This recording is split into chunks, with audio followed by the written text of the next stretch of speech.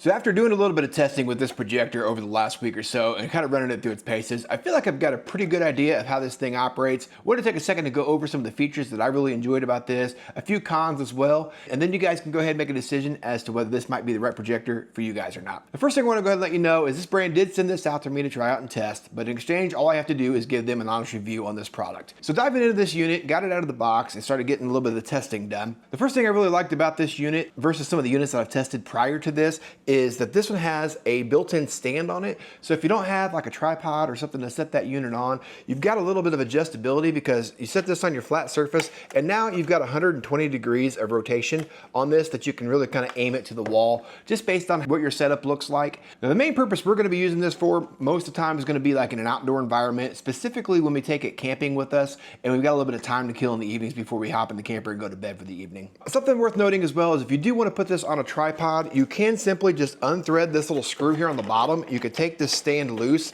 Let's go ahead and do that. I'll show you what I mean here real fast. So essentially, now I've just got my projector. You've got your 1/4 mount here on the bottom, but you can run this on your tripod and you can kind of take your pick on how you want to set this thing up. And then when you're done with your tripod, or if you want to switch the setup up a little bit, you can just put this right back on the stand like so. Now also what's really cool about this unit versus some of the other ones I've got is the fact that it's got built-in Wi-Fi as well as some apps built into the Android 11 system that this unit operates off of. Some of the cheaper entry-level units that I've tested so far to date, you have to have like a phone or some kind of external device to be able to run your movies off of. With this unit here, you do have that Android system, so you can run Netflix and Spotify, some of those things like that off this unit. Now what I specifically did for my testing was I kind of ran it off of YouTube and Netflix just to get an idea of what the picture quality on this was.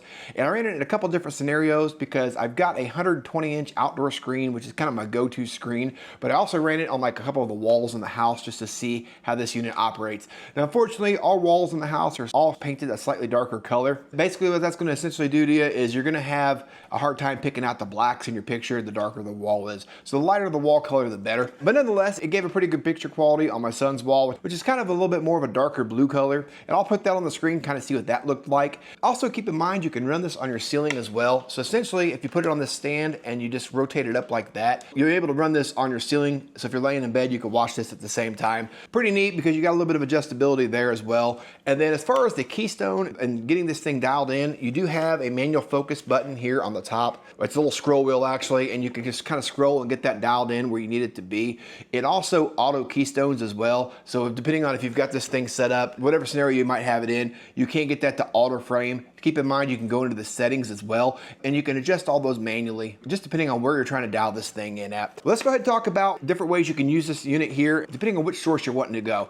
Now, obviously, you can hook this up to your Wi-Fi, and you can just get off and going. But if you're in a camping environment and you don't have access to that signal, but maybe you've brought a DVD player with you, or you've got some movies saved on your phone, something like that. On the back side of your unit here, you've got some connections here. And what you're basically gonna have is a headphone port, you've got your AV port, and then you've also got an HDMI and 2 USBs. So depending on whether you've got something saved on like a flash drive or like I mentioned on your phone, you can plug in different ways. It also has the capability of running off of Bluetooth. So I'll show you the app here in a second, but essentially you can download the app that's native for this unit and you can broadcast over to that through the Bluetooth connection.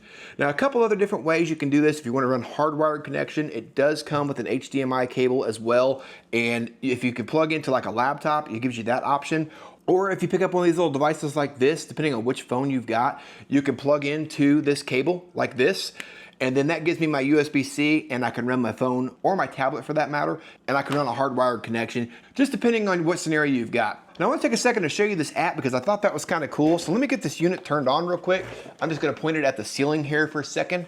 This will also kind of give you an idea how quietly this unit runs. So you can kind of hear in my microphone that the fan just kind of lightly hums. So once the unit gets going and you get a movie running, you're not going to hear that at all. Okay, so once you get your code put in, which is displayed on your projector screen, when you get that turned on, you'll see the options on the screen here as listed as start casting, photo, audio, mirror. Kind of take a pick what you want to do there, but I'm going to go ahead and just hit start casting.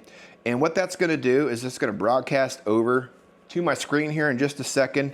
And we're going to hit trans screen because that's the name of the app. Okay, so basically what you're gonna get on your screen is gonna look something like this. I've got it already set up and recording. So basically you're recording from your phone over to this via Bluetooth, and it mirrors your phone on the screen. So essentially all I need to do now is go into like my Netflix account or whatever it is you're wanting to watch your videos off of, whether it be Hulu or Disney, you name it. As long as you've got a cellular signal where you're at, you can easily play your movie. And I'll just go ahead and click on the first thing here. You'll see what I'm talking about. So now this unit will start. I'll use my little remote here and I'll up the volume. And then you can kind of hear the speaker quality as well of this unit. Now the unit itself's got a decent speaker to it. Honestly, if you're gonna want a little bit better quality, what you might end up wanting to do is grab yourself one of those little Bluetooth sound bars and link it to this unit. That's gonna give you a little bit better experience on the sound quality part, especially if you're outside and the environment might be noisy with bugs or birds, something like that flying around. Now something else you can do with this app as well, you can actually take the place of the remote itself. So essentially in this app, as I showed you here, if you go down to where it says mirror control there at the bottom, if I hit that mirror control button, you'll see it brings up the same exact screen that displays on the actual projector. And then if I tap on these little buttons here, you'll see that you can basically operate and use this as a remote at the same time. Now the one gripe I've got to this unit that I've been able to find so far has been that the remote itself operates great if you're directly in front of the unit or directly behind the unit. But if you're sitting beside the unit, it has a hard time registering the signal from the remote. Keep that in mind if you're sitting down somewhere and the remote's giving you a little bit of a fit. You might just be out of the window of where this remote's capable of seeing the IR sensor built into this unit. That comes with this remote as well. You can see here, there's very few buttons on there. It's a pretty easy to operate remote there. And it just takes a couple AAA batteries to operate this little remote. But overall, I've been really impressed with the picture quality on this little unit. I think this comes in at more of the entry-level unit in my opinion, but it's got a lot of features packed into it for the price. So I do think this is actually a really good unit to get into, especially if you're looking for just something that's entry-level that the kids can kind of play and operate with. If you're just looking for something that's gonna kind of give you something else to do during those summer months when you're outside after dark, you might check out this unit and see if it might be a good fit for you and your family or not. Other than that, I think that's all I've got for you in this little video today, guys. I hope this was somewhat helpful for you in making a decision whether this little unit might be right for you or not. Appreciate you watching. We'll catch you guys in the next one.